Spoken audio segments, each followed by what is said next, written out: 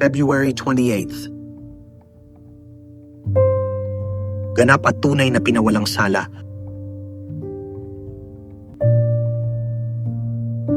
Sino ang magsasakdal laban sa pinili ng Diyos? Ang Diyos na siyang nagpapaging matuwid. Roma 8:33. Maaaring sinabi ni Pablo rito, sino ang maghahain ng kaso laban sa mga pinili ng Diyos? At agad sumagot, walang sino man, kami ay pinawalang sala. Totoo ito, ngunit hindi iyon ang sinabi niya. Ang kanyang sagot ay, siya ang nagpapawalang sala. Ang diin ay hindi sa gawa, kundi sa tagapaggawa. Bakit? Dahil sa mundo ng mga korte at batas kung saan nagmula ang wikang ito, ang pagpapawalang sala ng isang hukom ay maaaring balewalain ng mas mataas na hukuman. Ano pa kung ang lokal na hukom ay nagpawalang sala sa iyo, samantalang ikaw ay nagkasala, kung may gobernador na may karapatang maghain ng kaso laban sa iyo? Ano pa kung ang gobernador ay nagpawalang sala sa iyo, kung ang emperador ay maaaring magdemanda laban sa iyo? Ang punto, walang mas mataas na hukuman kaysa sa Diyos.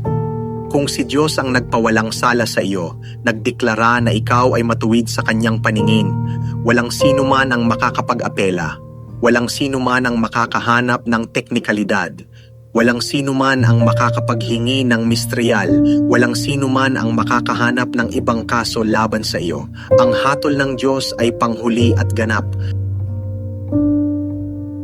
Pakinggan ninyo ito, kayong mga nananampalataya kay Jesus at nagkakaisa kay Kristo at ipinapakita ang inyong sarili bilang mga pinili. Siya ang nagpapawalang sala sa inyo. Hindi isang hukom na tao, hindi isang dakilang propeta, hindi isang arkeanghel mula sa langit, ngunit si Diyos ang maylalang ng sanlibutan, tagapagmay-ari ng lahat at tagapamahala ng universo at bawat molekula at tao sa loob nito. Siya ang nagpapawalang sala sa inyo.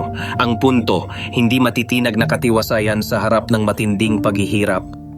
Kung si Diyos ay para sa atin, walang sino man ang maaaring magtagumpay laban sa atin. Kung ibinigay ng Diyos ang kanyang anak para sa atin, ibibigay niya sa atin ang lahat ng mabuti para sa atin. Kung Diyos ang nagpapawalang sala sa atin, walang kaso laban sa atin ang makatatagal.